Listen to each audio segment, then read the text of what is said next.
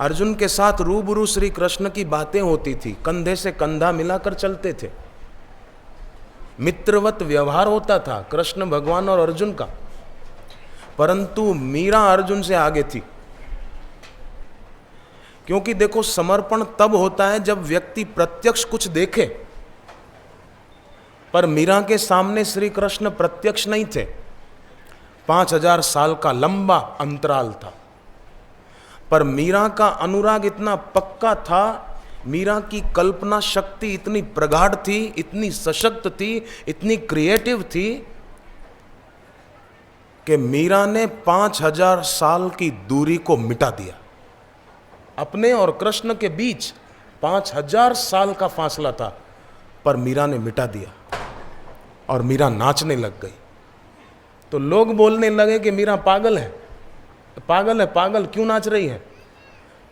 तो लोगों को मीरा का नाच दिख रहा था, पर मीरा किसको देखकर नाच रही थी ये लोगों को नहीं दिख रहा था, ये मीरा को दिख रहा था।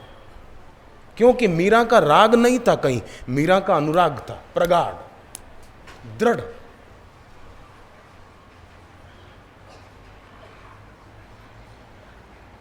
तो सोचो, मीरा 5000 साल के अंतराल को मिटा सकती है, तो हमको तो भगवत स्वरूप गुरुदेव का सानिध्य प्रत्यक्ष मिलता है। हम अगर चाहें तो क्या नहीं हो सकता। विज्ञानी लोग बोलते हैं कि पानी को अगर आप तोड़ो, विज्ञानियों ने प्रयोग किए हैं कि पानी को हमने तोड़ा तो हाइड्रोजन और ऑक्सीजन मिला, पर अगर हाइड्रोजन और ऑक्सीजन को जोड़ो तो पानी नहीं बनेगा। तोड़ो तो हाइड्रोजन और ऑक्सीजन मिलेंगे, पानी को तोड़ो तो हाइड्रोजन और ऑक्सीजन, पर जोड़ो दोनों को, पानी नहीं बनेगा। हाइड्रोजन ऑक्सीजन मिलकर पानी बने, उसके लिए बिजली की मौजूदगी बहुत जरूरी है, तभी पानी बनेगा, नहीं तो नहीं बनेगा। बरसात होती है ना, बरसात के दिनों में आप देखते हैं आकाश में बिजली चमकती है। तो बिजली चमकती है, वो बिजली ही विज्ञान की बोली में कैटेलिटिक एजेंट है, जो हाइड्रोजन ऑक्सीजन को मिलाकर पानी बना देती है और बरसात हो जाती है। पर पता नहीं हो तो वो बेचारा, जैसे एक ऐसी बात है कि शिक्षक ने पूछा कि बताओ बच्चों, आकाश में बरसात के दिनों में बिजली क्यों चमकती है। तो एक लड़का बोला, सर इंद्र देवता टॉर्च जलाकर देखते हैं कि कहाँ कहाँ सूखा है। इंद्र देवता की बैटरी है। तो आपको बच्चे की बात पर हंसी आ रही ना, ऐसे ही वो बच्चे हैं जो बोलते हैं गुरु की क्या जरूरत है, अरे बिजली की जरूरत है, वो बोलते हैं कि इंद्र की बैटरी है। ऐसे ही नादान लोग, नासमझ लोग, अनभिज्ञ लोग, अज्ञ लोग, वो बोलते हैं गुरु की क्या जरूरत है, गुरु की क्या जरूरत है। अरे बिजली नहीं चमकेगी, बिजली की मौजूदगी नहीं होगी तो बरसात नहीं होगी। ऐसे ही सदगुरु नहीं होंगे तो परमात्मा का साक्षात्कार हो ही नहीं सकता, संभव ही नहीं है। गुरु की मौजूदगी जरूरी है।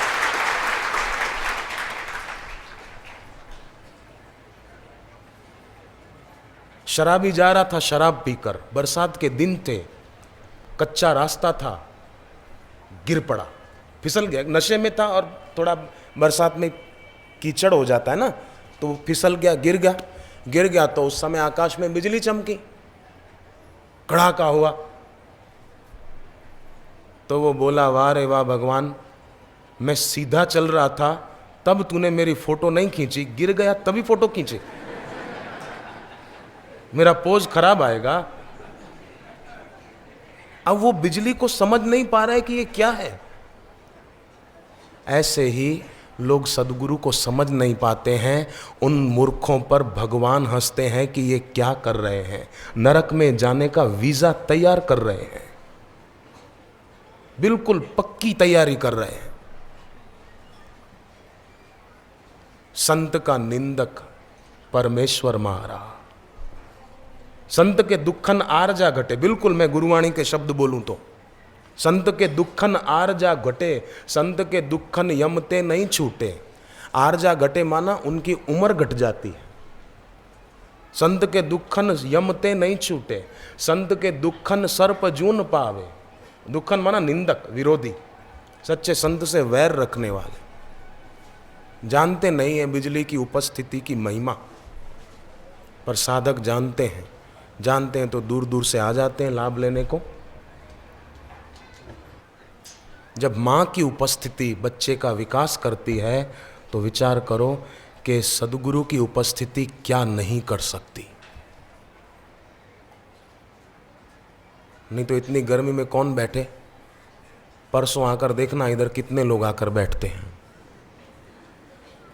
आप आकर बैठेंगे परसों? हाँ, परंतु फिर भी जिस भूमि पर गुरुदेव ने तप किया हो उस भूमि पर रविवार, गुरुवार, कोई पर्व के दिनों में आकर बैठने से उसी शांति का अनुभव हो सकता है। मीरा ने 5000 साल की दूरी को खत्म कर दिया अपने प्यार से, तो क्या हम अपनी प्रीति के द्वारा वो अनुभव नहीं कर सकते जो मीरा ने किया? क्या उस मार्ग पर हम नहीं चल सकते जिस मार्ग पर मीरा चली? केवल राग नष्ट हो जाए, जीवन की सारी दुर्गंध, सारी कुरूपता, सारे विकार, सारी वासनाएं, उनका जन्म राग से होता है। इनका बाप राग है। तो अगर हम ध्यान जप साधना करते रहेंगे तो ये राग नष्ट हो जाएगा। नदी बहती रहती है तो पवित्र है, पर तालाब एक ही जगह पानी रहता है उसका, बहता नहीं है तो अपवित्र हो जाता है। तो पवित्रता वहाँ ठहरेगी जहाँ राग न हो, जहाँ कोई फिक्सेशन, प्राणों का अवरुद्ध होना न हो, प्राण अटके नहीं। आप ध्यान से सुन रहे हैं तो मैं एक निवेदन और करूं कि कोई वस्तु का लोभ व्यक्ति के जीवन में जड़ता लाता है। मुझे ये मिल जाए, मुझे ये मिल जाए। जैसे वस्तु का लोभ, आइसक्रीम का लोभ, क्या ठंडी आइसक्रीम खाऊं तो जड़ता ला देगा। सोचेगा ही नहीं कि आइसक्रीम में मरे हुए पशुओं की हड्डियों का पाउडर पड़ता है। नहीं नहीं, मेरे को तो खानी है, तुम भले कुछ भी बोलो, ये सब बातें हैं, मेरे को तो खानी है। तो वस्तु का लोभ जड़ता लाता है, जटिलता लाता है।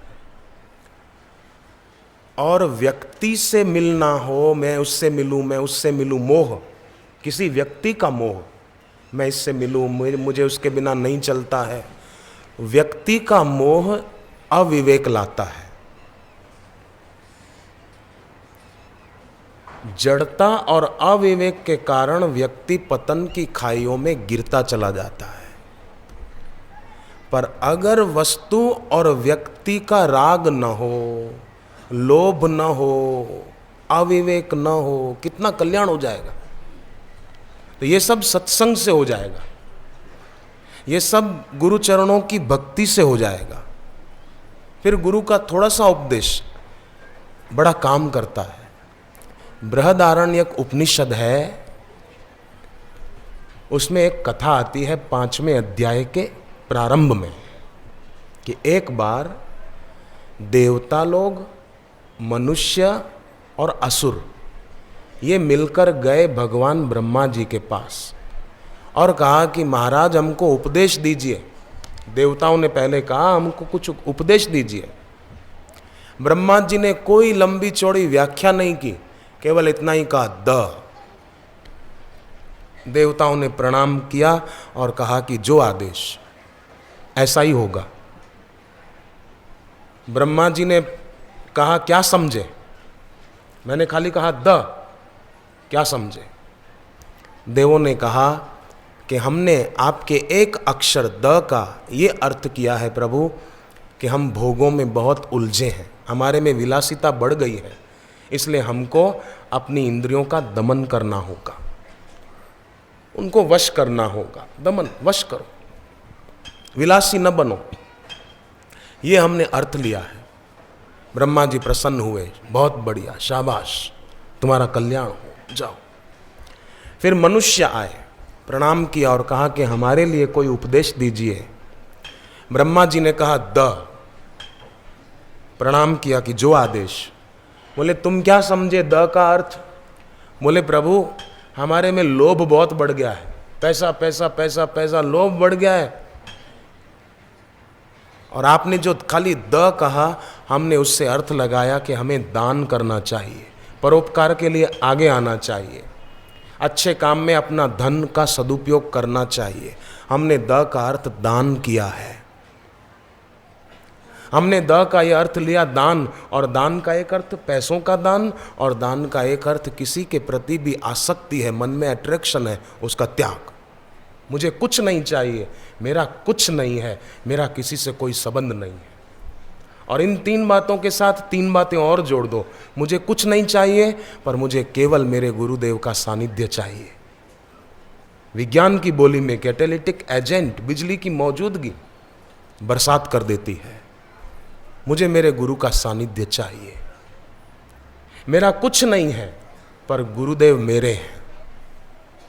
मेरा किसी से कोई संबंध नहीं है, मेरा संबंध मेरे गुरुदेव से है। राग नष्ट होगा, अनुराग से दिल भर जाएगा, और अनुराग से दिल भर जाएगा तो आप कहीं भी रहेंगे पर गुरु और शिष्य के बीच दूरी नहीं रहेगी।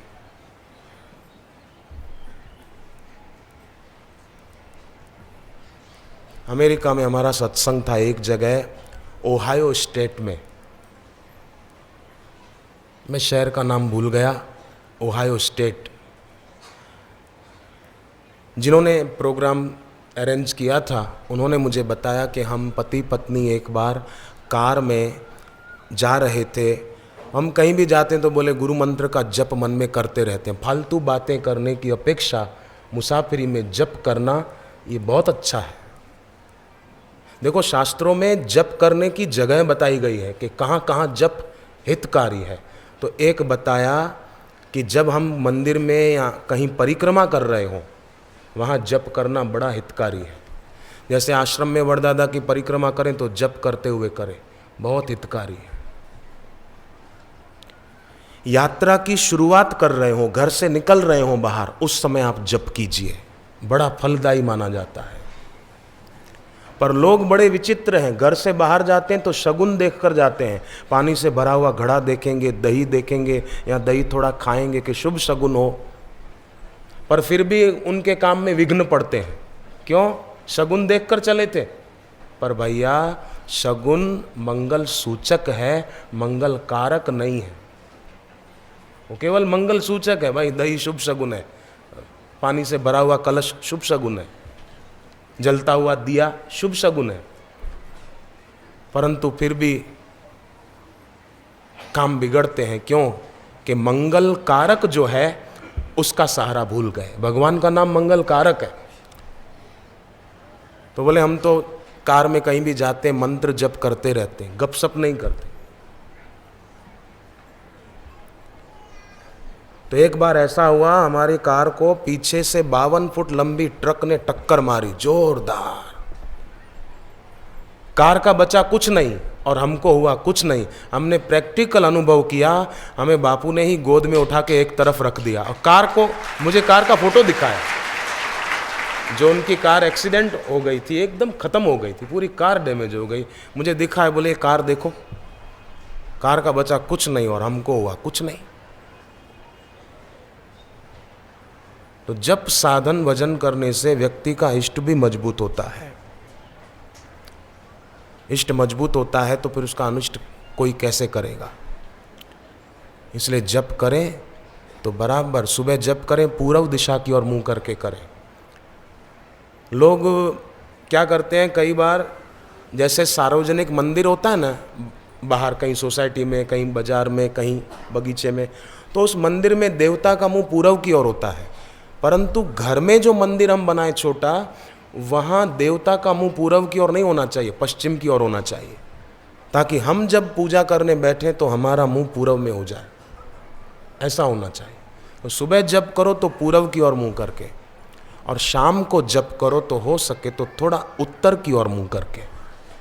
अगर काल सर्प योग है किसी को तो ईशान कोण की तरफ मुंह करके जप करो, और काल सर्प योग की ज़्यादा तकलीफ है तो रात को 11 बजे ईशान कोण की तरफ मुंह करके जप करे, तो काल सर्प योग से मुक्ति मिल जाएगी।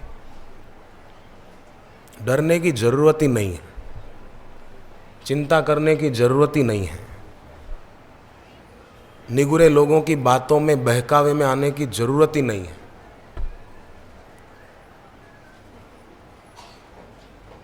केवल अपना साधन भजन बढ़ाने की बहुत जरूरत है। तो देवताओं को द कहा, मनुष्यों को द कहा। अब असुर आए, असुरों ने प्रणाम किया और कहा हमारे लिए कोई उपदेश। ब्रह्मा जी ने कहा द, उनको भी एक अक्षर का, कोई लंबी चौड़ी व्याख्या नहीं की, द। ये बृहदारण्यक उपनिषद की कथा है, कोई उपन्यास की कहानी मैं नहीं सुना रहा हूं, उपनिषद की कथा है। द कहा।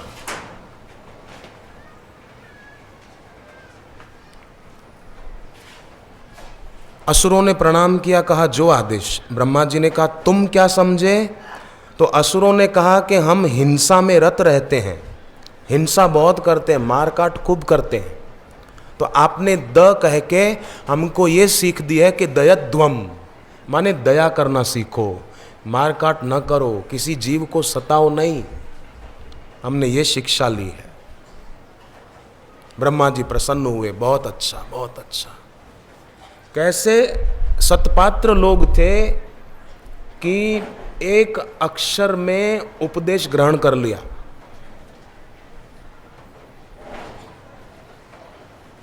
और कई बार आज के युग में तो ऐसा होता है कि देने वाले ने देने में रखी कोई कसर नहीं, पर लेने वाले पर अभी तक कोई असर नहीं।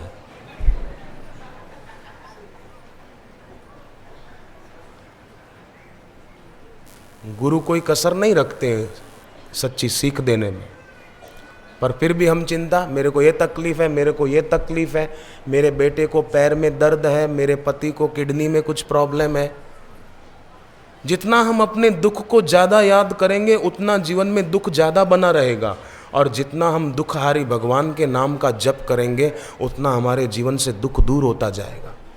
हम क्या करते हैं, भगवान को, दुखहारी को याद न करके दुख को ज़्यादा याद करते हैं, तो दुख बना रहता है। पर दुख को याद न करें, मैं दुखी हूं, मैं दुखी हूं, नहीं नहीं, हम दुखहारी का नाम जप ज़्यादा करें। मीरा के जीवन में इतने दुख आए, उसने दुख को याद नहीं किया, दुखहारी का नाम जप किया।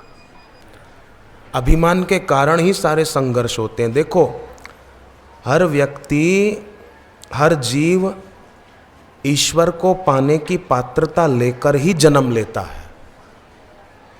हर जीव जो भी मनुष्य योनि में आता है वो ईश्वर के साक्षात्कार की योग्यता लेकर ही जन्म लेता है। तो बोले योग्यता लेकर जन्म लेता है तो फिर क्यों नहीं हो जाता? इसलिए नहीं होता कि जैसे बरसात हो रही हो और पात्र उल्टा रखा हो तो पात्र भरता नहीं है, ऐसे ही योग्यता तो है पर उल्टा पात्र है। तो बोले उल्टा पात्र कैसे? कि मैं, क्षुद्र मैं, आई एम समथिंग, मैं आगे ही बैठूं, तुम सबको पीछे कर दूं, तुम कौन होते हो मेरे को रोकने वाले, मैं आगे बैठूं। तो ये मैं जो है, कोई अपने ऊपर नहीं लेना, ये तो मैंने समझाने के लिए बोला भाई, कोई ऐसा न सोचे कि मेरे लिए कह रहे हैं। तो ये मैं जो है, ये मैं पनाही पात्र को उल्टा रखना है ना। जैसे बर्तन घड़ा उल्टा पड़ा है, बरसात हो रही है पर घड़ा भरेगा नहीं, पूरी सीजन चली जाए बरसात की पर घड़ा भरेगा नहीं। उसी प्रकार 4 दिन का, 2 दिन का, 3 दिन का सत्संग पूरा हो जाएगा, परंतु शुद्र मैं के कारण घड़ा भरेगा नहीं। इसलिए क्षुद्र मैं को विदा दे दी जाए। शुद्र में विदा कैसे ले? हम बापू जी के जीवन चरित्र में पढ़ते हैं, जानने को साधक की कोटि 70 दिन तक हुई कसोटी, कंचन को अग्नि में तपाया, गुरु ने आंसू मल तो 70 दिन तक हुई कसौटी। कैसी कसौटी हुई? मैं कोटा में गया था, आज से कुछ साल पहले की बात है, 12-15 साल पहले की बात होगी। तब मैं आश्रम की साहित्य प्रचार की गाड़ी में जाता था, सेवा में। मेरी गाड़ी चलाने की सेवा थी। सेवा कोई भी मिल जाए, सेवा छोटी बड़ी नहीं होती, बुद्धि छोटी होती है इसलिए सेवा छोटी लगती है। बाकी झाड़ू लगाने की सेवा भी बड़ी महत्वपूर्ण है। गाड़ी चलाने की सेवा मुझे मिली, मुझे आनंद है कि मुझे वो सेवा मिली। मुझे अगर आज भी वो सेवा मिले तो मैं राजी खुशी करूँगा। अभी मेरी ये सेवा है, ये मेरी सेवा है। ये कोई ऐसा नहीं कि मैं कोई बड़ा हो गया हूँ और उपदेश देने लगा हूँ, नहीं, ये मेरी सेवा है कि मैं शब्दों के माध्यम से थोड़ी सेवा करूँ। बापू जी की उदारता कि मुझे ये सेवा दी और आपकी सज्जनता के सेवा स्वीकार कर रहे हैं, इसमें मेरा कुछ भी नहीं। एक आदमी ने मुझे कहा कि आप कितने भाग्यशाली। भाग्यशाली तो हूँ, पर बोले आपको बापू जी अपने पास ही रखते हैं सदा। मैंने कहा देखो, राम भगवान थे ना, तो वो धनुष तो अपने पास रखते थे पर तीर छोड़ देते थे। तो तीर क्यों छोड़ देते थे? कि तीर होता है सीधा इसलिए उसको छोड़ देते हैं, पर धनुष होता है टेढ़ा इसलिए उसको अपने पास रखते हैं। मैंने कहा हम हैं टेढ़े इसलिए बापू पास रखते हैं, और आप सब हो सीधे कि बापू छोड़ देते हैं। जाओ ग्वालियर जाओ, झांसी जाओ, ललितपुर जाओ, डबरा जाओ, छोड़ देते हैं। आप सब सीधे हो तीर की तरह। बाबू बोलते भले आप झांसी जाओ, आप डबरा जाओ, आप ललितपुर जाओ, आप ग्वालियर चले जाओ, लश्कर चले जाओ, मुरैना चले जाओ, आगरा वाले आगरा चले जाओ, हैं तीर जाएंगे सभी? नहीं जाएंगे? जाएंगे ना।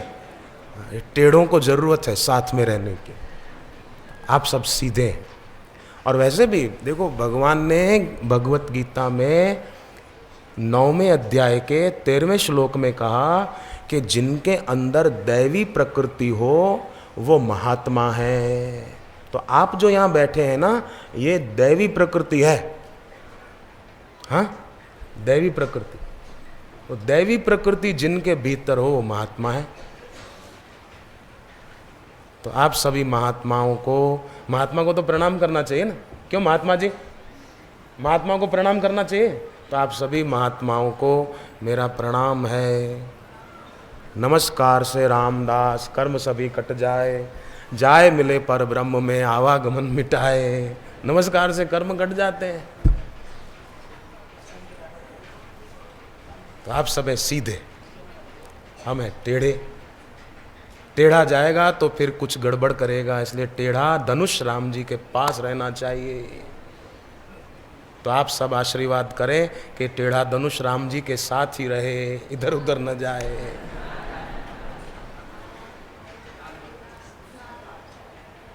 आपको ऐसा लगता है कि मैं दुखी हूं? लगता है? हाँ, झांसी समिति को लगता है मैं दुखी हूं? हाँ, नहीं हूं, मैं सुखी हूं ना, आनंद में हूं। तो फिर आप क्यों जाते हो? आप भी यहीं रहो,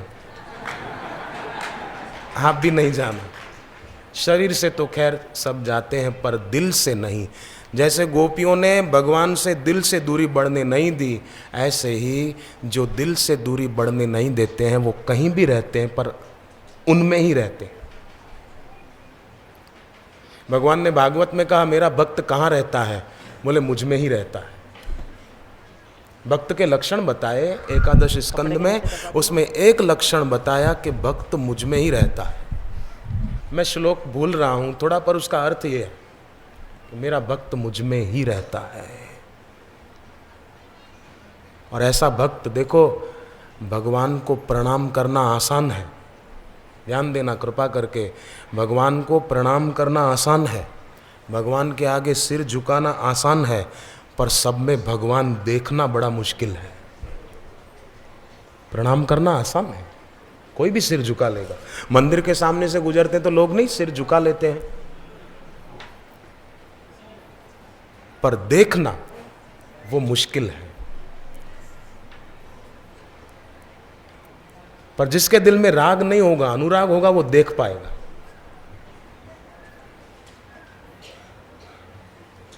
और वो अनुरागी साधक, ध्यान देना कृपा करके, वो अनुरागी साधक जो सत्य का आकांक्षी होता है वो सत्य का पारखी भी हो जाता है। सत्य के आकांक्षी कई लोग हैं इस संसार में, मैं आपको बताऊं कई लोग साधना कर रहे हैं। जो गुरु की शरण में नहीं आए ऐसे लोग भी कई हैं जो ध्यान करने में मानते हैं कि ध्यान करना चाहिए, साधना करनी चाहिए, मानते हैं। सत्य के आकांक्षी हैं बहुत, पर सत्य के पारखी नहीं है। सत्य के पारखी न होने के कारण सत्य के आकांक्षी सत्य से वंचित है। अगर सत्य के पारखी हो ना तो सदगुरु की शरण में आए और दृढ़ता से गुरु की उपासना करके सत्य का अनुभव कर लें, पर सत्य के पारखी नहीं होते। एक युवक गया एक संत के पास और कहा कि महाराज जी मेरा कल्याण हो, उसके लिए कुछ उपदेश दीजिए, मैं क्या करूं? कौन ऐसे सच्चे संत हैं जिसके पास जाने से मेरा कल्याण हो जाए? संत ने कहा कि आया तो है सच्चे संत के पास पर पहचानता नहीं, तो मैं कैसे कहूं कि मैं ही सच्चा संत हूं? संत ने उसको एक पत्थर दिया, पत्थर था हीरा। कहा कि जा इसका भाव पता करके आ, सब्जी मंडी में जा पहले। वो गया, किसी सब्जी वाले को कहा भाई इसका क्या दोगे? अब वो पारखी तो था नहीं सब्जी वाला, बोले ये तो सब्जी तोलने के काम में आ जाएगा, इसका जितना वजन है उतना मैं तुझे बैंगन या आलू दे सकता हूँ, आधा किलो प्याज ले जा, और तो क्या थोड़ी ज़्यादा दे, किलो ले जा, चल जान छोड़। बोले नहीं नहीं, मुझे खाली इसका भाव पूछना है। दूसरे सब्जी वाले के पास गए, वो बोला मेरे पास टाइम नहीं, हट हट परे हट, ग्राहक को आने दे। किसी ने परे हटाया, धक्का दिया, किसी ने कहा इसके बराबर कोई सब्जी ले जा, किसी ने कहा 2 रुपए दे देता हूँ। वो आया, बोले 2 रुपए मिल रहे हैं, कोई कोई तो धक्का दे रहा था। बोले अब सोना चांदी का मार्केट जाओ ना, वहाँ जा।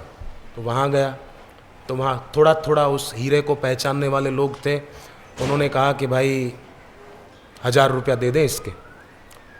किसी ने 2000 कहा, किसी ने 10,000 भी कहा, पर वो आया। बोले 10,000 तक बात पहुँच गई, कहाँ तो आधा किलो प्याज की बात चल रही थी। 10,000। बोले अब जहाँ हीरे जवाहरात बेचने वाले हों, जौहरी पारखी हीरे का, वहाँ जाओ। तो वहाँ गया तो वहाँ 10 लाख तक उसकी कीमत पहुंचाई गई जौहरियों द्वारा। पारखी जो थे हीरे के, उसको तो लगा एक क्षण के लिए कि मैं बेच दूं, 10 लाख रुपया ले लूं, पर नहीं। बोले उन्होंने कहा है कि खाली भाव पता करके आ। तो आया, बोले गुरुजी 10 लाख तक मूल्य पहुंच गया इसका। बोले वो पारखी है ना, जानते हैं। बोले मैं समझा नहीं। बोले बेटा जैसे इस हीरे को है तो हीरा, परंतु सब्जी वाला इसका मूल्य जानता नहीं, तो इसका मूल्य आधा किलो प्याज ही गिन रहा था, यहाँ 2 रुपए कोई गिन रहा था। जो थोड़ा थोड़ा जानते हैं वो सोने चांदी वाले 10,000 तक पहुंचे, पर जो वास्तव में इसकी कीमत जानते हैं कि हीरा कितना कीमती है, वो 10 लाख तक भी तो पहुंच गए। पारखी होना चाहिए। ऐसे ही सच्चे संत को देखते तो कई लोग हैं। हवाई जहाज में बापूजी बैठते हैं, इंदौर से यहाँ आने को बापूजी आए, तो सब कहाँ पहचान पाए? जो पहचान पाए उन्होंने आदर से सिर झुकाया, आशीर्वाद पाया, पर जो नहीं पहचान पाए वो अकड़ू समझो सब्जी वाले हैं, हीरे को जानते नहीं है। सत्य का आकांक्षी, सत्य का पारखी भी होना चाहिए। मैंने एक यात्री ऐसा भी देखा, इस बार नहीं, कुछ समय पहले जहाज में एक यात्री ऐसा भी देखा, वो ध्यान साधना रोज करता था, अपना साधक नहीं कोई था, पर फिर भी वो अपनी मैं में ही था, क्षुद्र मैं में। मुझे विस्तार की जरूरत नहीं है, पर इतना ही कहूं, सत्य का आकांक्षी, सत्य का पारखी होना जरूरी है। जिन साधकों के दिल में सत्य को पाने की, जानने की, अनुभव करने की आकांक्षा होती है और सत्य के पारखी होते हैं, अपने सत्य स्वरूप, सत्य को पाए हुए सद्गुरु को जानते हैं, मानते हैं, पहचानते हैं, वो भीतर से बहुत ऊंचे उठ जाते हैं, बहुत ऊंचे उठ जाते हैं।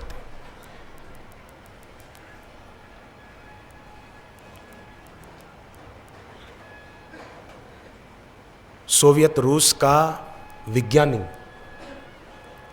क्रिलियान, उसने हाई फ्रीक्वेंसी फोटोग्राफी विकसित की और उस फोटोग्राफी के द्वारा बापूजी को प्रार्थना की गई कि बापू आएं और अमुक जगह हाथ रखें और हम फोटो खींचें, ताकि बापूजी की औरा का पता चले। उसने 1000 विश्व की आध्यात्मिक हस्तियों के चित्र लिए थे। सोवियत रूस के विज्ञानी ने जो फोटोग्राफी विकसित की, 1000 अध्यात्म जगत की बड़ी बड़ी हस्तियों के चित्र लिए। पर जब उन्होंने गुरुदेव का चित्र लिया, वो दंग रह गए। आप वो सीढ़ी देख सकते हैं, वो फोटो लेने वाले जो सज्जन हैं, बुद्धिमान, आप उनके शब्द सुनिए। वो खुद कहते हैं कि बापूजी में शक्ति अद्भुत है और बापूजी में वो शक्ति देने की भी शक्ति है। इसलिए बोले मैं भी बापूजी के दर्शन करने आया तो बंद गया, बस फिर जा नहीं पाया, बैठा रहा। पर फिर भी वो फोटोग्राफी के द्वारा भी एक सीमा की ओरा आ सकती है। ब्रह्मज्ञानी महापुरुष की ओरा ब्रह्मांड व्यापी होती है। नहीं तो कनाडा के टोरंटो में एक लड़का आंखों की रोशनी खो बैठा था। मैं बिल्कुल सच्ची घटना कह रहा हूं, पुराने साधकों को मैंने पहले कही भी है। वो लड़का आंखों की रोशनी खो बैठा था कनाडा टोरंटो में।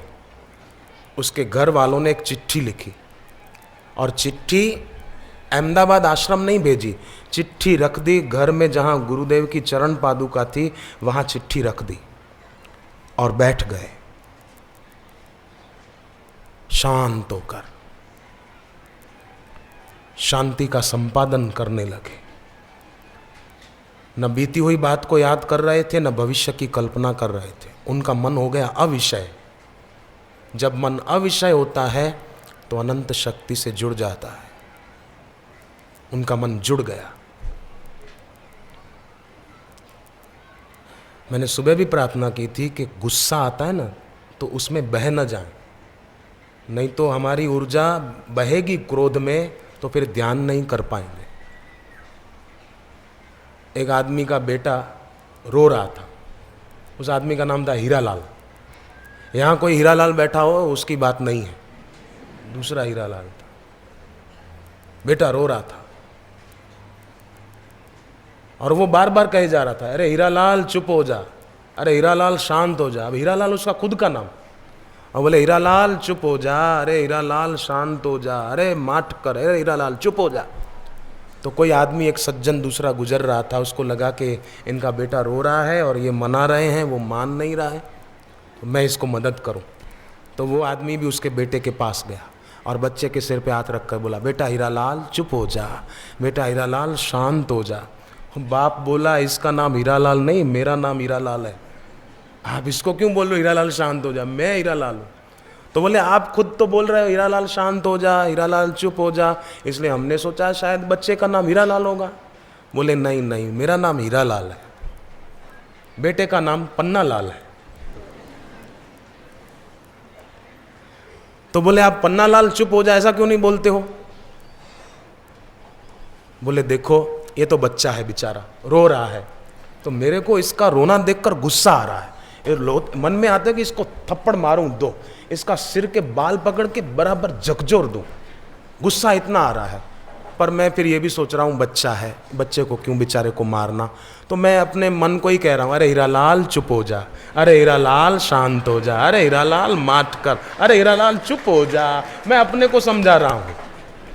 ऐसे ही हमारे को जब किसी पर क्रोध आए तो हम अपने को कहेंगे भैया शांत हो जा, अपना दिल बिगाड़ने से क्या होगा, गुस्सा करने से अपनी ऊर्जा नष्ट होगी, क्या फायदा, क्यों करें।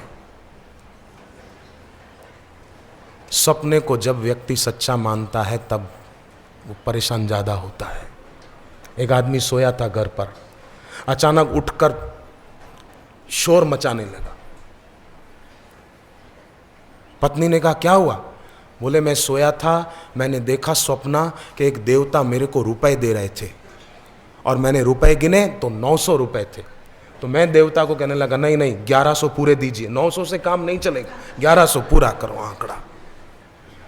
तो देवता कहने लगे नहीं 1100 नहीं, इतना ही। वो मैंने कहा नहीं नहीं नहीं 1100 नहीं तो 1000 तो पूरे करो। इतने में मेरी आंख खुल गई। तब से मैं बार बार आंख बंद करके कोशिश कर रहा हूं कि फिर वो देवता आ जाएं। तो अब तो मैं 900 में भी राजी हूं, 900 दे दे चलेगा, मैं राजी हूं, पर अब वो आ ही नहीं रहे। सपने को सच्चा मानकर बेकार में परेशान हो रहा है। वो सपना था, तो ये जागृत में ये जो दिखता है ये भी स्वप्न है। नींद का स्वप्न थोड़ी देर का, ये जागृत में जो दिखता है ये थोड़ा ज़्यादा देर चलता है। बाकी स्वप्न, वो स्वप्न आंख खुलने पर टूटता है और ये स्वप्न आंख बंद होने पर टूटता है। फर्क इतना है। चाहे ध्यान के द्वारा आंख बंद करो, नहीं तो मृत्यु के समय तो आंख बंद होगी ही, पर फिर दूसरा स्वप्न शुरू हो जाएगा। इसलिए साधक धन्य है। मैं बार बार आपको प्रणाम करता हूँ कि आप ऐसी जगह पर आए, हम ऐसी जगह पर आए हैं जहाँ ये स्वप्न टूट जाए। सत्य हरि भजन जगत सब स्वप्ना, ये टूट जाए। उठो मानव आंख खोलो, सो चुके हो अब न सोना, स्वर्ण घड़ियां कदाचित तुम खो चुके हो अब न खोना। अरे हीरालाल चुप हो जा, अरे भैया शांत हो जा, अरे पवन देवता शांत हो जा। फिर भी देखो गर्मी थोड़ी है तो हवा भी चल रही है, तो इतनी गर्मी नहीं लग रही है। मैं ठीक कह रहा हूँ? परेशानी नहीं हो रही है कि आदमी गर्मी से तौबा पुकार जाए, हवा भी चल रही है।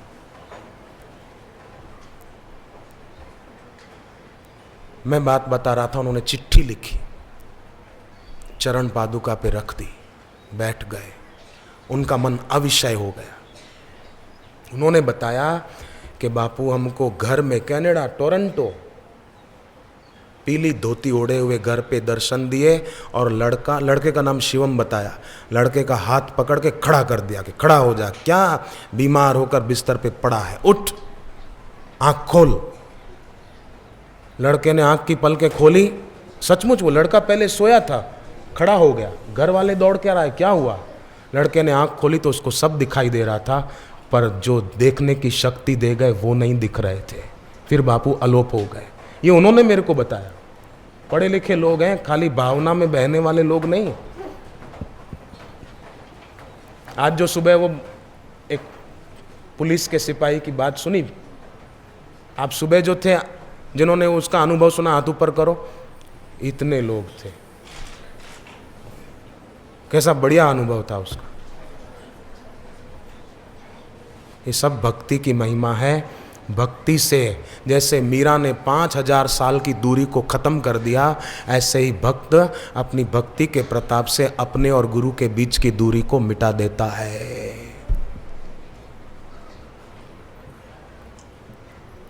तो हम भी अपनी ऐसी भक्ति को, साधना को बढ़ाएं।